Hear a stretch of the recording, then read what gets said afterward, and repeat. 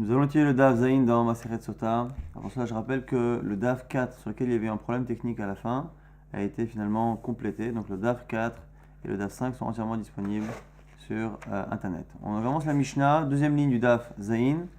Keitzad en cela, on va expliquer ce que l'on faisait à la femme Sota lorsqu'on l'a venue à Beit Hamikdash.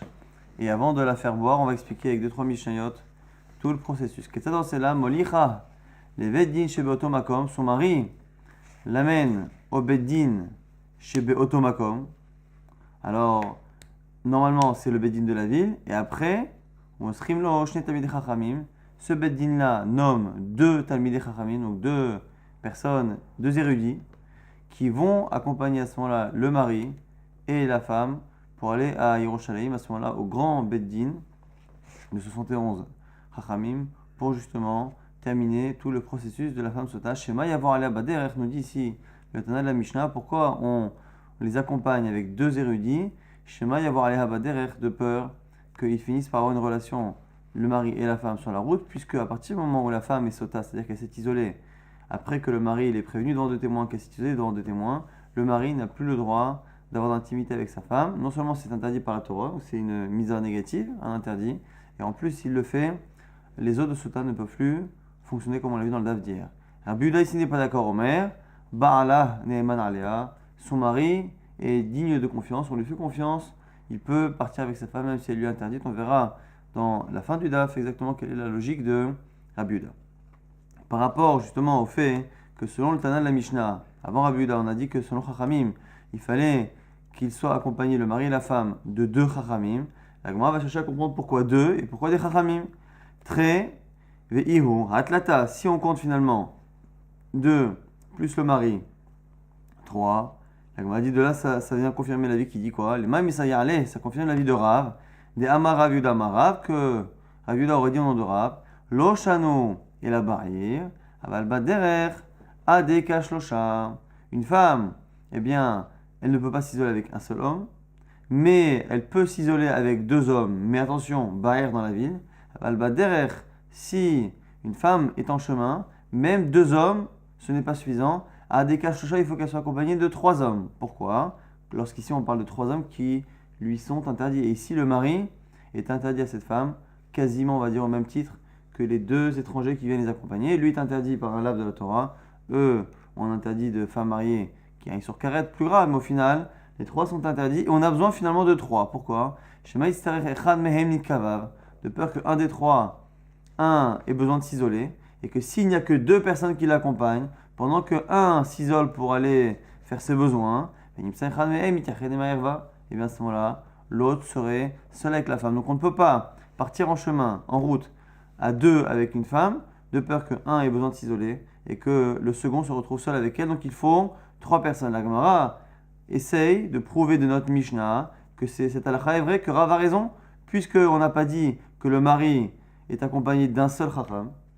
On voit bien que c'est parce que comme ils sont sur la route, il en faut deux pour qu'à la fin il soit trois, et que trois personnes interdites, c'est le seul moyen finalement que chacun puisse surveiller les autres. La Gemara dit non, lo, c'est pas une preuve.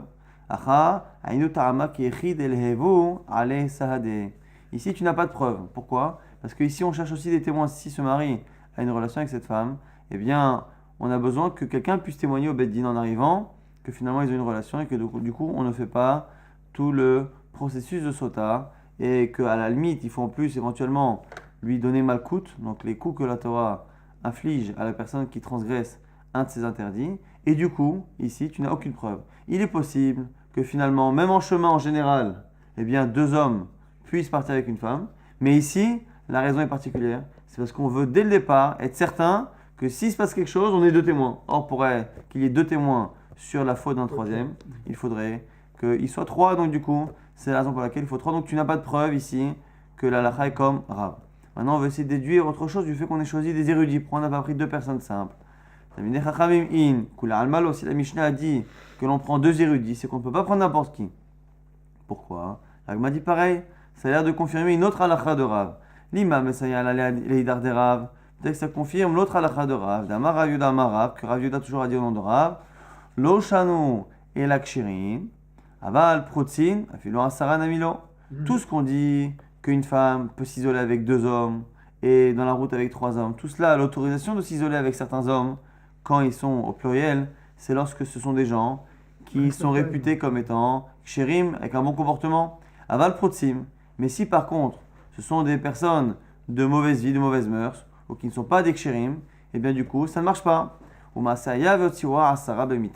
Et on nous rapporte de manière allusive l'histoire d'une fois d'une dizaine de personnes qui ont transporté dans un lit, sur un lit, une femme et qui était censée être morte ou être malade et que finalement c'était une manière d'aller fauter avec elle. De là on voit que finalement un groupe peut ne pas avoir honte de fauter avec une femme les uns devant les autres et donc du coup ce serait une preuve, notre Mishnah, le fait qu'on ait dit qu'on prend des chachamim, des érudits et non pas des gens simples, ce serait la preuve que le principe qu'une femme puisse à un moment donné s'isoler avec un groupe de personnes, eh bien, ce serait d'Afka dans le cas où les gens sont kshérim. La Gemara dit non, là aussi tu n'as pas de preuve. Lo, là aussi, pourquoi les deux que l'on choisit? On a besoin qu'ils soient érudits, non pas parce que sinon on a peur qu'il se passe quelque chose, mais c'est parce qu'on veut également, on a dit qu'il faut qu'ils puissent témoigner éventuellement si le mari transgresse l'interdit, mais on veut également qu'ils puissent prévenir, puisque lorsque l'on veut punir quelqu'un, infliger une punition de la Torah, il faut que la personne ait été prévenue exactement de la faute et de la sanction, qui dit attention, ce que tu fais là est interdit par tel halakha et est puni par telle punition. Si on se trompe sur l'un ou sur l'autre, ça ne marche pas. Il y en a qui disent parce que les Talmidei Chachamim peuvent aussi lui faire un peu de moussard, essayer de le motiver à ne pas fauter en sachant qu'ici il n'est pas si facile pour l'homme de comprendre que sa femme qui lui a toujours été autorisée lui devient interdite. Quoi qu'il arrive ici, on n'a finalement aucune preuve, ni du nombre de deux, et donc 3 au final pour tout le monde, le mari et les deux chachamim, ni le fait qu'on ait choisi des chachamim, des érudits, non pas des gens simples. On n'a aucune preuve pour une des deux halachot de Rav, Rav qui disait qu'il fallait à la fois des gens chachamim et qu'en chemin il fallait qu'on soit 3. Finalement, on n'a aucune preuve puisque c'est plutôt pour être certain qu'il puisse à la fois prévenir le mari et à la fois témoigner au cas où le mari transgresserait l'interdit que la Torah lui impose. On reprend maintenant la suite de la Mishnah qui disait que selon Rabbi Yehuda, Barla Neheman Alea, le mari est digne de confiance. On peut laisser le mari rentrer seul avec sa femme à Yerushalayim et on ne craint pas qu'il transgresse cet interdit. Rabbi Yehuda Omer, Barla Neheman Dechule. Tanya, maintenant on a une braïta qui dit quoi? Rabbi Yehuda Omer, Rabbi Yehuda nous dit Barla Neheman Mikal Vachomer. Pourquoi le mari est cru? Mikal Vachomer, avec un raisonnement a fortiori. Pourquoi? Umanida, chez Bekaret. Déjà une femme qui est nida. Donc une femme, pendant certaines périodes du mois, eh bien, elle est interdite, mishum, nida. Eh bien, cette femme qui est nida, elle est interdite avec un interdit qui est grave, de karet, issour karet, un retranchement du peuple. Donc le issour est beaucoup plus grave, l'interdit est beaucoup plus grave. Et pourtant, on n'a jamais dit qu'un homme n'a pas le droit de vivre seul avec sa femme, de s'isoler dans une pièce avec sa femme pendant qu'elle est nida. Donc, on voit la Torah fait confiance et les Chachamim font confiance à un homme de vivre avec sa femme qui lui interdit Mishum Nida. Sota Shei Belav Lokol Sheken. Maintenant que ce mari est avec sa femme qui n'est pas Sota, qui n'est pas Nida, mais qui est Sota, donc elle interdite, mais l'interdit est moins grave. Si déjà la Torah et les Chachamim n'ont pas peur, font confiance au mari, n'ont pas peur qu'il transgresse un interdit très grave de Nida, a fortiori qu'on ne devrait pas craindre un interdit qui est moins grave, qui est celui qu'un mari qui a sa femme justement qui est sota, ne peut plus avoir d'intimité avec elle. Donc la Gemara a donné l'argument de Rabbi Yehuda, c'est un kalvachomer. Que répondent Chachamim au kalvachomer vers Rabbanan? Répondent non, hiyanotenet, l'inverse justement. La gravité de l'interdit fait justement que le mari a peur et fait attention. Et le fait qu'ici sota soit moins grave fait qu'on ne lui fait pas confiance. Hiyanotenet, nida de karet, hamirale, puisque nida c'est un issour très grave de karet, eh bien l'homme fait attention. Ou meheman, et donc on le croit. Sota, lave, sota, ou finalement c'est qu'un lave, c'est qu'un interdit, la Torah. Lo chamir ale, mais lo meheman, c'est pas si grave à ses yeux, et donc on a peur qu'il faut et on ne lui fait pas confiance. Donc finalement, on a deux logiques. À la fois le fait que vis-à-vis de nous, chachamim, eh bien on devrait plus avoir peur qu'il faut dans un cas que dans l'autre. Mais d'un autre côté, le problème c'est que cette crainte aussi de la gravité de la faute fait aussi que le comportement du mari peut être différent. C'est ce qui fait finalement la discussion entre Rabbi Yehuda et Chachamim. Ce qui est là en tout cas d'éclair pour l'instant selon cette braïta, c'est que la logique de Rabbi Yehuda est un raisonnement a fortiori Kal Vachomer. Ce qui va être tout de suite contredit par une autre braïta, Et dans cette braïta, on voit que le Kal Vachomer, c'est pas Rabbi Yehuda qui le fait, mais que Rabbi Yehuda a l'air plutôt de rapporter un verset de la Torah. Donc du coup, on va essayer de comprendre, est-ce que c'est le verset de la Torah ou est-ce que c'est le raisonnement a fortiori qui fait que Rabbi Yehuda pense qu'il n'y a pas besoin d'accompagner la femme et le mari avec de Chachamim. Rabbi Yehuda, mi Kal Vachomer, était là. Comment peux-tu me dire que Rabbi Yehuda, il apprend d'un Kal Vachomer, d'un raisonnement a fortiori? Rabbi Yehuda, Mikraem était là. Pourtant, Rabbi Yehuda, il apprend de psukim, de versets. Pourquoi? Détania, c'est une braïta. Vehevi. Alors, premier avis, c'est pas Rabbi Yehuda, c'est un Akama. Vehevi est Aish. Vehevish et Ishto et la Kohen. La Torah dit que l'homme amènera la femme, sa femme, vers le Kohen. Très bien. Mina Torah Aish Mevi et Ishto. Le Tanakama avoue que la Torah a l'air d'autoriser et de tolérer que le mari aille seul avec sa femme, puisque c'est marqué que c'est l'homme qui emmènera sa femme. Aval Amur Chachamim, selon le premier avis, même si la Torah autorise, les Chachamim ont craint des débordements, et du coup, Mosrim lo, Shne Tamidei Chachamim, Shema Yavar Labat Derer. Et ce serait les Chachamim qui auraient rajouté cette obligation d'accompagner le mari et la femme avec deux Chachamim. Ça, c'est le premier avis, qui lit le verset d'une manière, mais qui dit que les Chachamim ont rajouté un interdit. Rabbi Yossi Omer, Rabbi Yossi nous dit, Ba'ala Ne'eman Alea Mikal Vachomer. Rabbi Yossi pense que le mari est cru par un raisonnement a fortiori. Donc ce qu'on a dit à 5 minutes au nom de Rabbi Yehuda est dit ici au nom de Rabbi Yossi. Ou manida chez Bekaret, si déjà une femme qui est enida, dont l'interdit est un interdit de retranchement très grave de karet, bah là on fait confiance au mari et on n'a pas peur qu'il faute alors que la faute est très grave. Sota chez Ibelav, mais un interdit qui est moins grave comme celui de Sota, où la femme est interdite que par une mise négative, lokol sheken. Enfin, il marche pas. Ça, c'est l'argumentation de Rabbi Yossi, qui était celle de Rabbi Yehuda. Maintenant, on avait fait une objection tout à l'heure à ce raisonnement, c'était selon Chachamim. Ici, c'est une autre objection. Amroulo, lo imamart venida, sheken yeshla heter. Tu peux pas comparer. Pourquoi? Parce que nida, yeshla heter, elle finira par être autorisée. Tomar besota, comment peux-tu comparer avec sota, sheken la heter, que la sota, elle est interdite, et sûrement à jamais. Et quoi? Veomer, c'est marqué dans Michelet. Ma'im gedovim imtaku. Les eaux qui sont volées, lorsque quelqu'un vole quelque chose, fait quelque chose de manière interdite, eh bien le goût en est amélioré. À tel point que Michelet, Shlomo Amelech nous dit que l'eau, lorsque quelqu'un vole de l'eau, même l'eau elle a un goût sucré. C'est-à-dire que l'interdit donne un goût à quelque chose qui n'en a pas. Et du coup, nous dirait ici Chachamim, ce serait une autre manière d'objecter au Kal Vachomer, c'est que finalement, puisque cette sota-là risque d'être interdite à vie, ça risque finalement d'augmenter le désir que l'homme peut avoir de fauter, et du coup, c'est une deuxième manière de contrer ce Kal Vachomer, qui ici cité au nom de Rabbi Yossi, qui précédemment était cité au nom de Rabbi Yehuda. Là où l'objection sera frontale, c'est le fait que Rabbi Yehuda a donné un Kal Vachomer, et là maintenant regardez Rabbi Yehuda Omer, Mina Torah, Ha'ish mevi et ishto la Kohen. Non, c'est la Torah qui autorise que l'homme aille avec sa femme chez le Kohen, chez Nema, ve'evi Ha'ish et ishto la Kohen, que l'on a marqué que l'homme amènera sa femme. Donc la contradiction est claire. On a dans une première braïta Rabbi Yehuda qui dit que le mari est cru, donc peut aller seul avec sa femme parce que c'est un raisonnement a fortiori. Dans la deuxième braïta, c'est Rabbi Yossi qui fait le raisonnement a fortiori et Rabbi Yehuda qui l'apprend d'un verset. Alors Rabbi Yehuda il apprend du verset ou il apprend d'un raisonnement a fortiori, ce qui ne changerait parce qu'au final le raisonnement a fortiori est une des manières de raisonner de la Torah. Donc au niveau de la halakha, ce sera toujours pareil, mais il faut juste comprendre quelle est sa logique. Réponse de la Gemara. Amaleu Kal Vachomer bereisha. Au départ, il a donné Kal Vachomer. Ou prachua. Et on lui a objecté, comme on a vu. On lui a objecté. Et donc, du coup, à la fin, il a cité le verset. Ce qui permet d'éviter de dire qu'il y a une contradiction. Simplement, Rabbi Yehuda a changé d'avis. Il a pensé au départ l'apprendre par Kal Vachomer. Et finalement, il l'a appris par le verset. Au passage, la Gemara a essayé de comprendre la différence qu'il y a dans la dernière braïta. Finalement, on a 3 avis dans la première braïta, ou plutôt 4 même. On a un premier avis qui dit que Minatora, la Torah autorise que l'homme aille avec sa femme seule. Simplement, les Chachamim auraient demandé à ce que le couple soit accompagné. Donc, c'est que les sages qui demandent, la Torah autorise.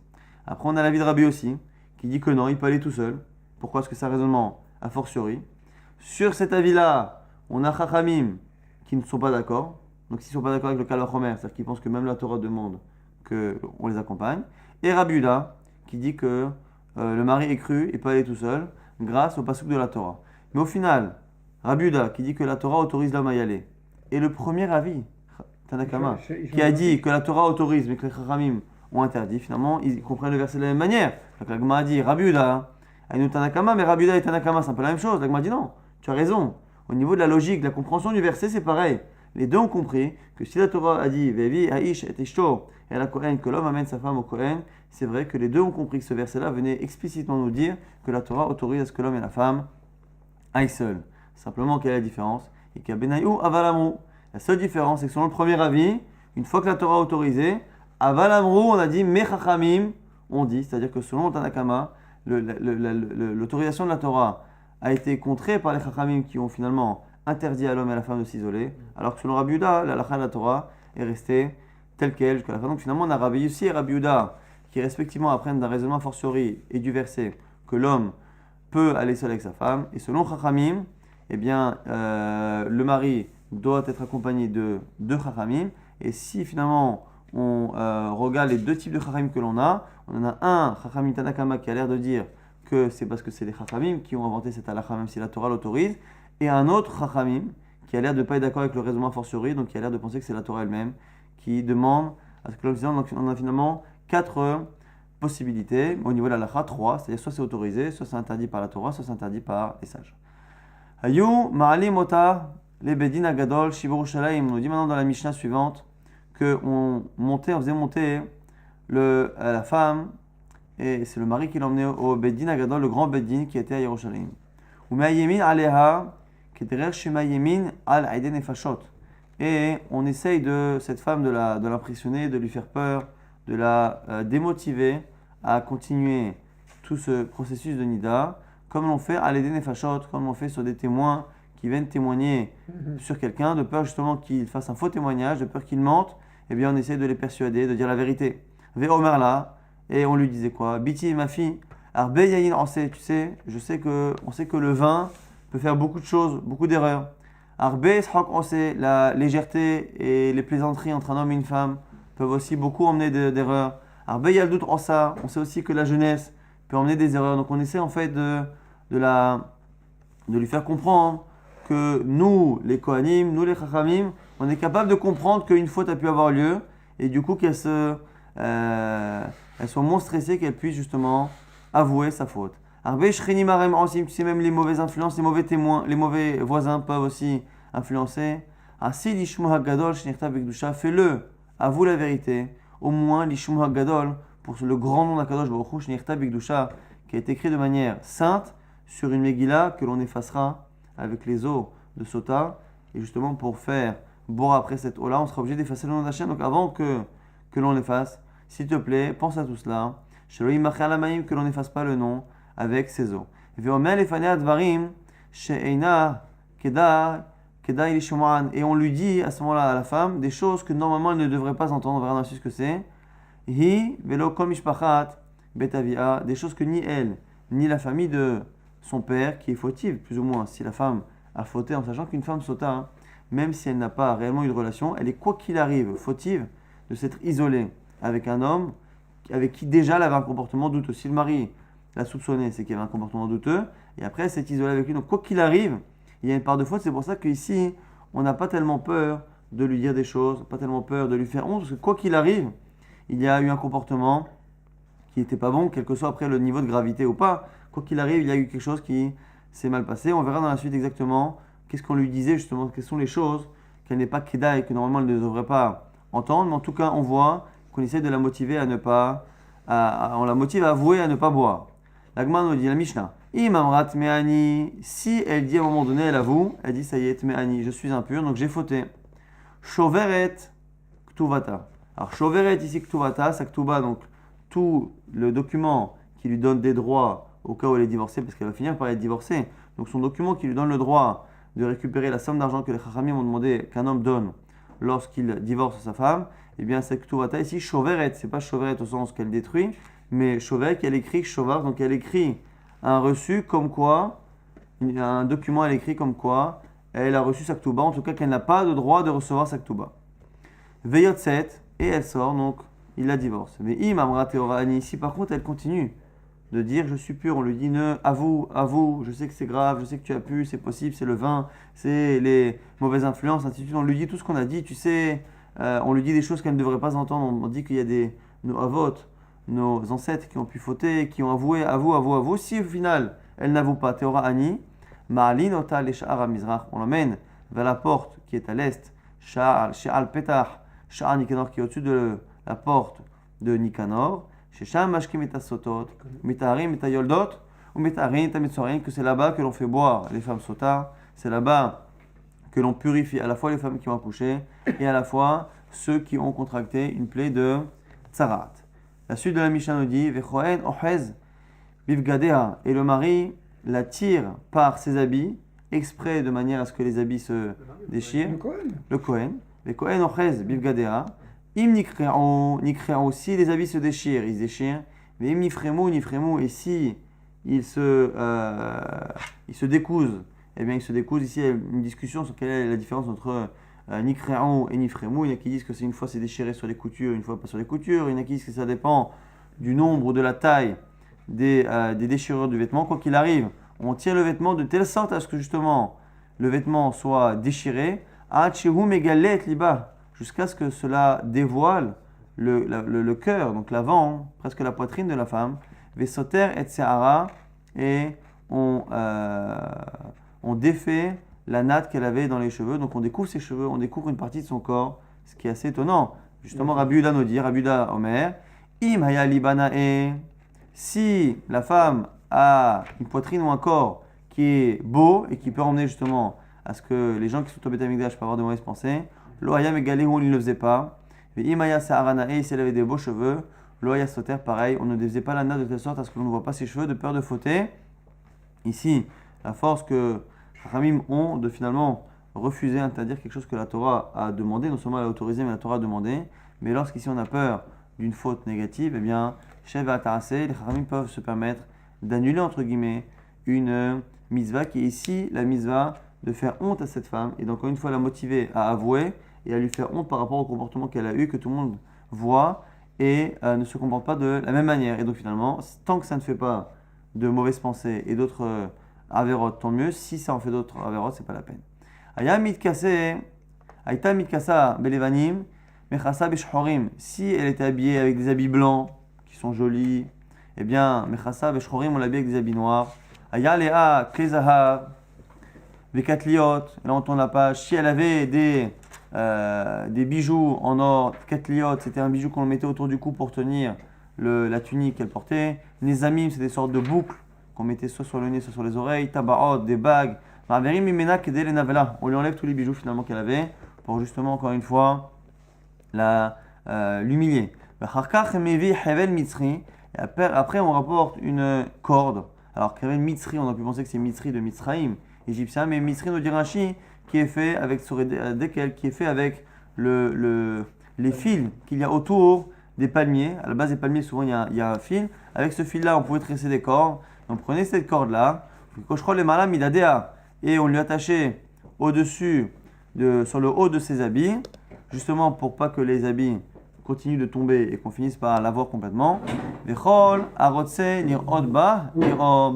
celui qui veut la voir, il peut venir voir.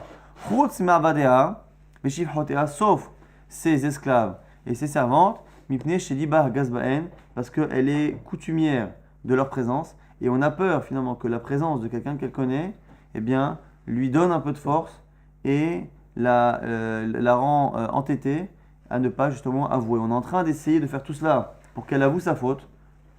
On essaye justement de briser son orgueil et l'entêtement qu'elle pourrait avoir de ne pas avouer. Et donc si finalement elle a des gens autour d'elle qu'elle connaît, encore plus peut-être des servantes et des serviteurs qu'elle a l'habitude de dominer, on a peur qu'à un moment donné, elle reprenne un peu le dessus et qu'elle n'avoue pas ce que l'on cherche finalement. Et toutes les femmes ont aussi la permission de la voir, chez Noir comme c'est marqué, que finalement, là-bas c'est un verset dans Yecheskel qui parle de la faute que les Bnei Israël ont fait, et là-bas on parle des Bnei Israël comme une femme sota qui aurait trompé son mari, puisque la relation entre Akadosh Baruch Hu et le Ham Israël est très souvent comparée à celle d'une femme avec son mari. Et là-bas, on parle justement et les femmes, en voyant ça, ne feront pas le même type d'action que vous avez fait. Donc, du coup, c'est une manière de montrer que l'on veut aussi. Alors ici, on verra que puisqu'on a déjà dit que tout le monde a le droit de la voir, donc hommes et femmes, le fait de répéter que les femmes aussi ont le droit, c'est une manière de dire que les femmes ont même une mitzvah de voir. Les hommes ont le droit de voir, tout le monde a le droit, les femmes, tout le monde a le droit, mais les femmes, spécialement, ont la mitzvah justement pour garder en tête la sanction d'une femme qui se comporte mal. On reprend maintenant la Gemara par rapport au début de la Mishnah. On avait dit qu'on amenait la femme au Beddin Agadol, au grand Beddin de 71. Sachant qu'on a des Batedinim dans chaque ville, et on a au Bet Amikdash 3 Batedinim, comme nous dit Rashi, 2 de 23 et 1 de 71. D'où sait-on que la femme sota doit être amenée devant le grand Beddin Agadol de 71 et non pas devant un des deux Beddin de 23. Mais là, les millets, d'où le sait-on? Amar Rabbi Chia Bar Gamda, Amar Rabbi Yossi Bar Rabbi Chanina. Donc on a dit au nom de Rabbi Yossi Bar Rabbi Chanina.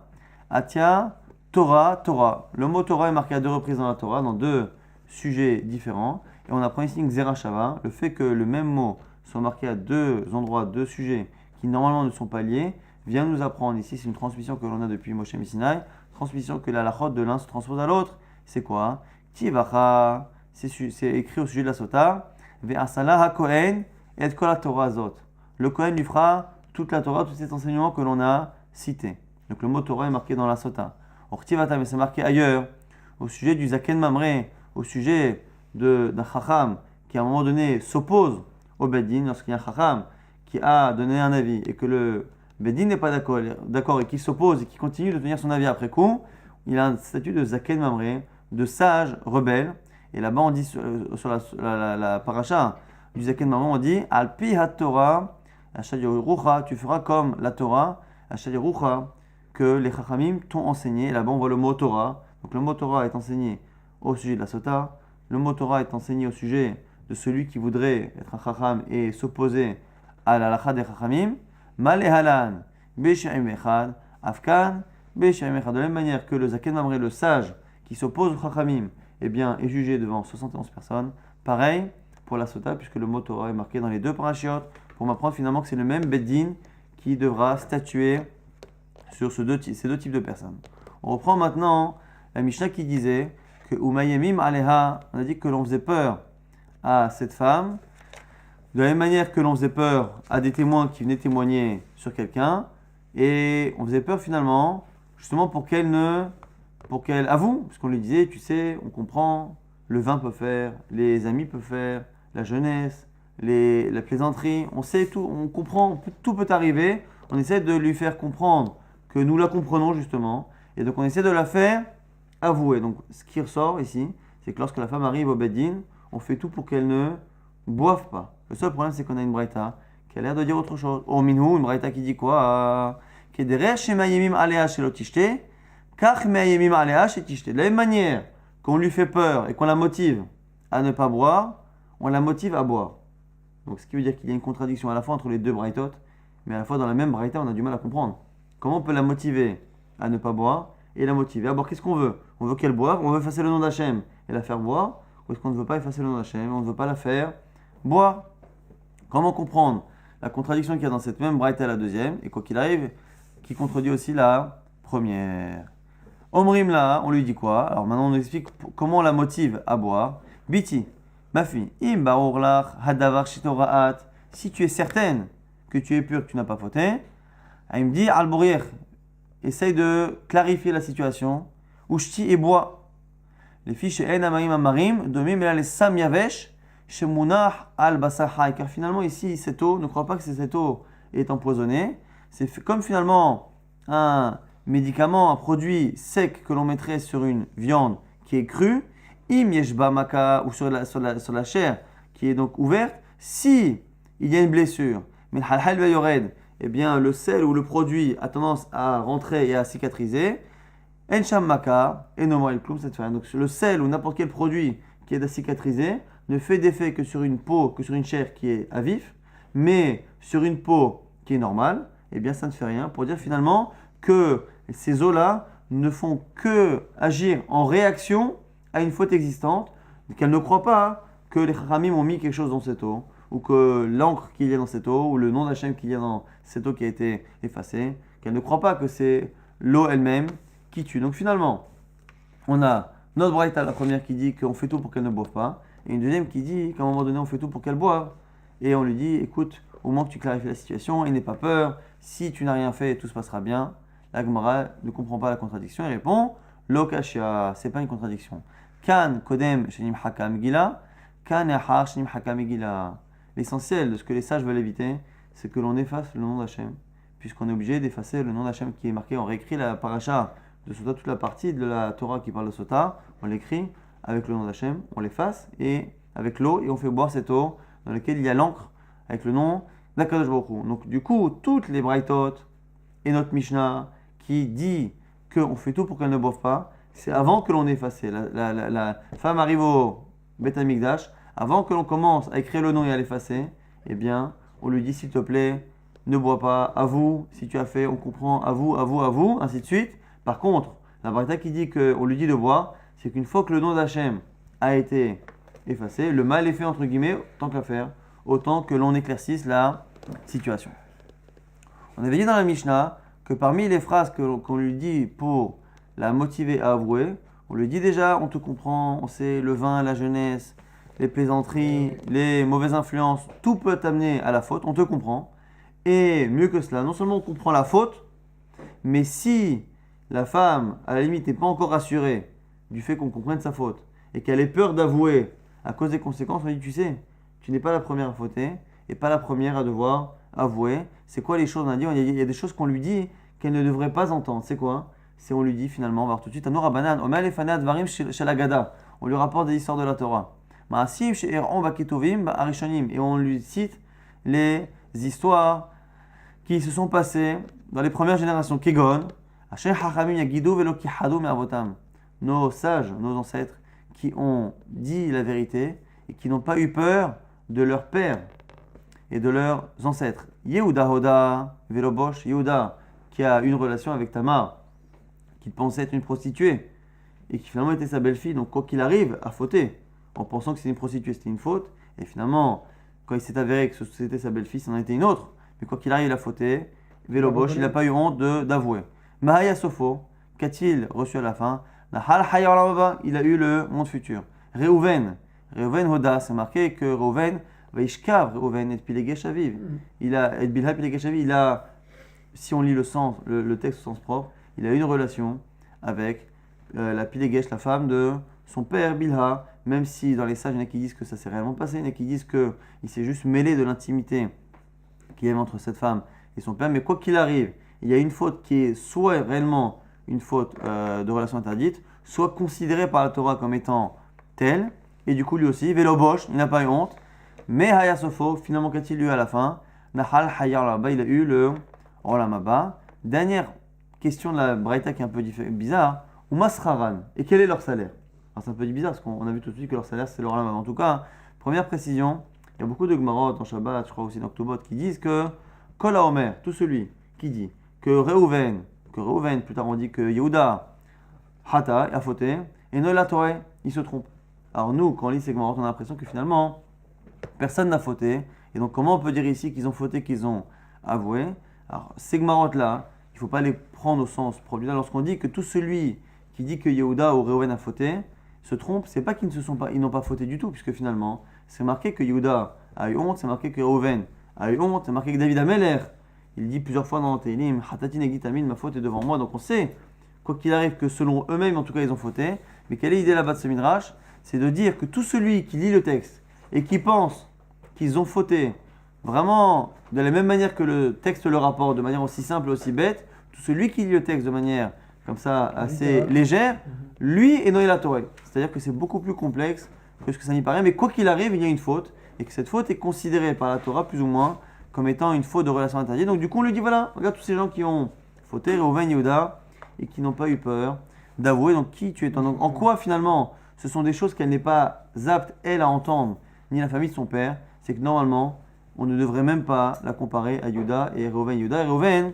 sont deux personnes qui effectivement ont fauté, mais ça a été un détail, ça a été un moment donné, un instant de leur vie. Le reste du temps, ils ont un comportement qui était parfait. Cette femme-là, quoi qu'il arrive, quelque chose qui s'est passé, c'est une femme qui à la base déjà avait déjà suscité les soupçons de son mari, et quoi qu'il arrive, qui s'est isolée avec son mari. Donc c'est une femme qui déjà a des mœurs pas géniales. Et donc, du coup, que l'on ne devrait pas comparer normalement à Yehuda et Reuven. C'est pour ça que la Mishnah appelle ça Dvarim, She'ena Keda et les Shom'an. Les choses qu'elle ne devrait pas normalement, elle entend ni elle ni sa famille. On ne devrait pas la comparer à Yehuda et Reuven, mais finalement on le fait pour essayer encore une fois de la motiver à avouer que l'on n'efface pas le nom d'Akadosh Baruch Hu. La Gemara essaie de comprendre à la fin la Braïta, qui a dit que comme ils ont avoué, ils ont eu chacun le monde futur, qu'ils n'auraient pas dû avoir sinon s'ils n'avaient pas avoué.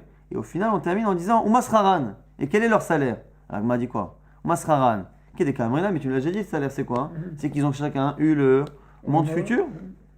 Et là, Masraran, la Mazine, quel est le salaire dans ce monde-ci? Dans le monde futur, c'est une chose, mais dans ce monde-ci, nous dit ici la Gemara, c'est un passouk dans Iyov, la Hem Levadam Nitena Aretz, à eux seuls, donc Yehuda et Reuven, à ces deux tribus, Levadam seulement, Nitena Aretz, la terre a été donnée, Velo Avarzar, Betocha, mais aucun étranger n'est passé en eux. Ici, il y a une discussion dans les Rishonim. Que veut dire exactement ce verset? Mais il y en a qui disent que Yehuda a eu la royauté, donc en cela, eh bien, il a un droit exclusif sur l'Am Israël. Donc c'est ça qu'on peut lui dire que la terre n'a été donnée qu'à lui, parce que finalement c'est la royauté.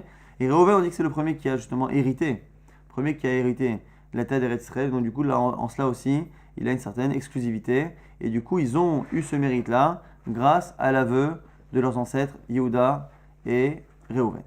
Maintenant, la Gemara va essayer de trouver dans les versets où on voit que Reuven a avoué. Bishlama biyuda shkechan deode. Yehuda, on sait très bien qu'il a avoué, il a marqué, Dirtiv, lorsque Tamar est venue et qu'on a pensé qu'elle avait fauté, eh bien, elle a amené un signe à Yehuda. Vayake Yehuda, Yehuda a reconnu, il a vu, il a reconnu, et il a dit, Vayomer, il a dit, Tzadka mimeni. C'est elle qui a raison et c'est moi qui ai tort. Donc, on voit très bien, c'est clair dans le verset, que finalement, Yehuda a avoué sa faute. Et là, Reuven, Menelan Deode, d'où sait-on que Reuven a avoué sa faute? C'est marqué dans la Torah. Damar Shmuel bar Nachmania mar Rabbi Yochanan, on a enseigné au nom de Rabbi Yochanan. Maï dirtiv, et on va ici reprendre un passouk qui est marqué à la fin de Dvarim, lorsque il y a les brachot de Moshe Rabbeinu par rapport à chaque tribu. Eh bien, les brachot de Moshe à la fin de Devarim, on parle d'abord de la tribu de Reuven, Yehi Reuven ve'aliamot, que vive Reuven et qu'il ne meure pas, et on enchaîne tout de suite sur Yehuda. Et lorsqu'on enchaîne sur Yehuda, eh bien, l'enchaînement déjà sur Yehuda est une preuve. Parce que normalement, c'est Reuven, Shimon, Lévi et Yehuda. Ici, on passe de Reuven à Yehuda. Et on verra que ici, le Midrash va dire que finalement, Yehuda ici, c'est une allusion aussi au rapport qu'il y a entre Reuven et Yehuda. Vezot Yehuda, on va l'expliquer tout de suite le passage, on va le lire d'ailleurs en entier. Vezot Yehuda, Vayomar. Et voici pour Yehuda, et il a dit, Moshe, Shema Hashem, Kol Yehuda. Écoute Hashem, la voix de Yehuda. Et amène-le vers son peuple. Yadav Ravlo, donne-lui des forces dans ses mains. Ve'ezer mitzarav tiye, et sois une aide pour ses malheurs, ses souffrances. Que veulent dire ici ces expressions? Kol otan shanim shayu Israël bamidbar, ayu asmotav shel Yodam megulgalim ba'aron. Lorsque les bénis Israël sont partis d'Égypte, ils ont pris les ossements à la fois de Yaakov, à la fois de Yosef, comme ils leur ont juré, mais aussi des 12 Shvatim, des 12 enfants de Yaakov. Et à ce moment-là, on nous dit que les ossements de Yehuda n'étaient pas bien tenus les uns aux autres, et du coup, ils bougeaient dans le cercueil, ce qui était une preuve qu'il y avait un jugement qui n'était pas favorable à Yehuda. Et le Midrash nous dit, c'est parce que lorsque Yehuda a voulu motiver Yaakov à laisser partir Binyamin, lorsque les frères ne savaient pas encore que Yosef, que le maître d'Égypte était Yosef, Yosef a demandé à voir Binyamin. Comme Yaakov n'a pas voulu envoyer Binyamin, Yehuda a dit, si je ne te le ramène pas, eh bien, je fauterai face à toi toute ma vie dans ce monde-ci, dans le monde futur. Et on dit que les sages ont une parole tellement forte que lorsqu'ils disent une malédiction, même si elle est conditionnée à quelque chose, et que finalement la condition ne s'applique pas, eh bien la malédiction qui est sortie de leur bouche arrive, et du coup, ça l'a mis en nidouille dans ce monde-ci, dans le monde futur. C'est la raison pour laquelle on dit que même après sa mort, son corps, ses ossements n'étaient pas au repos, justement parce qu'il était encore dans ce nidouille. Et du coup, c'est là que Moshe Rabbeinu a fait une tfila, et dans cette tfila, il a fait le lien entre Yehuda et Reuven. Shaman Moshe Rabbeinu, jusqu'à que Moshe Rabbeinu vienne, ou Bikesh Alav Rahamim, qu'il a demandé de la miséricorde pour lui. Amal Efanav, il a dit, Ribono Shel Olam, le maître du monde, Migaram le Reuven Shehoda. Qui a fait en sorte que Reuven a avoué sa faute? Yehuda, c'est Yehuda. Et c'est pour ça qu'il a dit Vezot le Yehuda. En passant, on parlait de Reuven, Vezot le Yehuda. Regarde pour Yehuda maintenant. Shema Hachel comme Yehuda. Écoute la voix de Yehuda. C'est quoi écoute la voix? Écoute sa voix qui a avoué, c'est lui qui a avoué. Et le fait qu'il a avoué en public, alors qu'il était roi, qu'il a avoué la faute avec Tamar, c'est comme ça que ça a donné la force à Reuven d'avouer plus tard sa faute. Ah, les vrais, les Shafar. Alors du coup, ça a marché pour les Evarim, pour les membres qui étaient justement désolidarisés les uns des autres. Mais Yehuda n'avait toujours pas sa place dans le monde supérieur auprès des Chachamim pour discuter. On dit que les Chachamim là-haut discutent de sujets d'Halakha et qui n'avaient pas sa place là-haut. Du coup, Moshe Rabbeinu a prié, il a dit ramène-le vers son peuple, qui est le peuple, son peuple c'est les Chachamim qui justement étudient la Torah. Velo avakayada, mishkalo mitrach beshma'ata, ba'de rabanan. Même s'il était là-bas, eh bien Yehuda n'avait pas la capacité à comprendre tout ce que disaient les sages.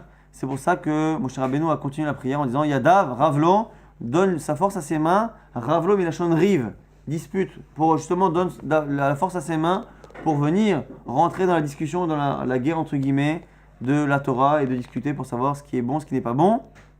Et malgré tout, lo avak as-salkale, shmat alibad el-cheta, il n'avait pas le mérite de pouvoir conclure et que la lacha soit comme lui.